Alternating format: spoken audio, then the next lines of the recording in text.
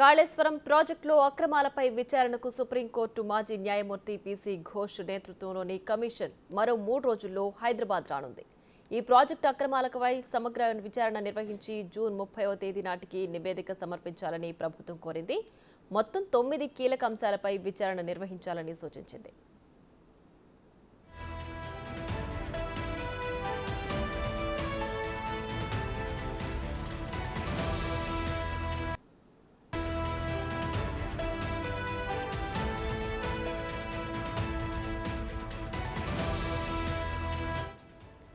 Kaleshwaram project విషయమై ఇటీవల కోల్కతాలోని పీసీ ఘోష్తో భేటీ అయిన ఇరిగేషన్ సెక్రటరీ రాహుల్ బొజ్జా ప్రాజెక్టుకు సంబంధించిన వివరాలను ఆయనకు అందజేశారు. కమిషన్ ఏర్పాటుకు విడుదల చేసిన గెజెట్ ప్రతులను కూడా ఆయనకు అందించగా 3 రోజుల్లో విచారణ నిమిత్తం తమ బృందం హైదరాబాద్ రానున్నట్లు ఘోష్ తెలిపారు.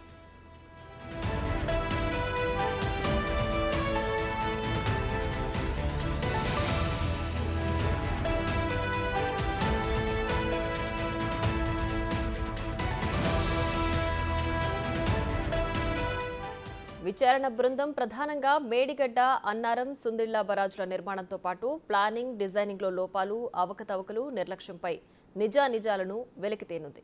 ఆర్థిక క్రమశిక్షణ పాటించని కాంట్రాక్టర్ల పనితీరుపై కూడా విచారణ చేయనున్నారు. 3 బరాజుల్లో ఆపరేషన్ మెయింటెనెన్స్లో నిర్లక్ష్యానికి బాధ్యులైన వారితో పాటు బరాజులు దెబ్బతినడానికి గల కారణాలను కమిషన్ తేల్చనుంది. ఇక ఇదే అంశానికి సంబంధించి మరింత సమాచారం మా deputy bureau chief Sadiq live లో అందించడానికి సిద్ధంగా ఉన్నారు. సాదిక్, చెప్పండి, కాళేశ్వరంలోని లోపాలను వెలికి తీయడానికి ఘోష్ నేతృత్వంలోని కమిటీ హైదరాబాద్కు రానుంది కదా, సో దీనికి సంబంధించి డీటెయిల్స్ ఏంటి?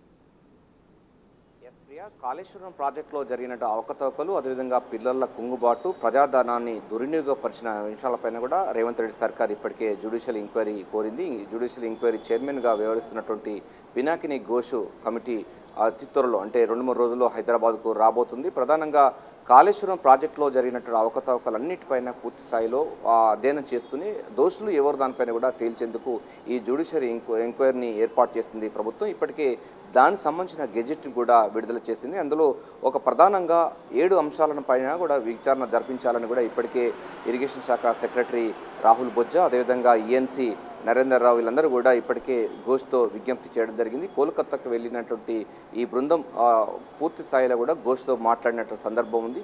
త్వరలోనే తెలంగాణకు రావాలి, ఇక్కడ కాళేశ్వరం ప్రాజెక్టులకు సంబంధించిన జ్యుడిషియల్ ఎంక్వైరీ చేపట్టాలని కూడా విజ్ఞప్తి చేయడం జరిగింది. ఎందుకంటే ఇప్పటికే NDSA national dam safety authority వాళ్ళు కూడా ఆల్రెడీ ఇప్పటికే ఎంక్వైరీ కొనసాగుతున్న నేపథ్యంలో నిపుణుల కమిటీతో ఎంక్వైరీ చేస్తున్నారు. సో సైమల్టేనియస్గా పూర్తి స్థాయిలో ఇద్దరు కనుక చేసినట్లయితే నిజాలు నిగ్గు తేల్చడానికి ఆస్కారం ఉంటుందని కూడా ఇప్పటికే ఇరిగేషన్ శాఖ కార్యదర్శి రాహుల్ బొజ్జా విజ్ఞప్తి చేయడం జరిగింది. దీనికి అంగీకరించినటువంటి ఘోష్ 2-3 రోజుల్లో హైదరాబాద్కు రాబోతున్నారు. సో కాళేశ్వరం ప్రాజెక్టులో జరిగిన అవకతవకలు, జరిగిన పరిణామాలన్నింటిపైన కూడా నిగ్గు తేల్చేందుకు గాను ఒక పూర్తి స్థాయిలో జ్యుడిషియల్ ఎంక్వైరీ చేయబోతుంది. ప్రధానంగా గెజెట్లో ప్రభుత్వం ఒక 7 అంశాలన్నిటిపైన కూడా విచారణ జరిపించాలని కూడా ఈ జ్యుడిషియల్ ఎంక్వైరీ సంబంధించినటువంటి చైర్మన్గా వ్యవహరిస్తున్న పీసీ పినాకిని ఘోష్కు విజ్ఞప్తి చేయడం జరిగింది. ప్రియా, దాంట్లో ప్రధానంగా అంటే కాళేశ్వరం ప్రాజెక్టులో జరిగినటువంటి ప్లానింగ్లో, అదేవిధంగా డిజైన్లో, నిర్మాణంలో ఈ జరిగినటువంటి అవకతవకలు కానీ లేకపోతే డిజైన్లకు వ్యతిరేకంగా జరిగినటువంటి నిర్మాణాలపైన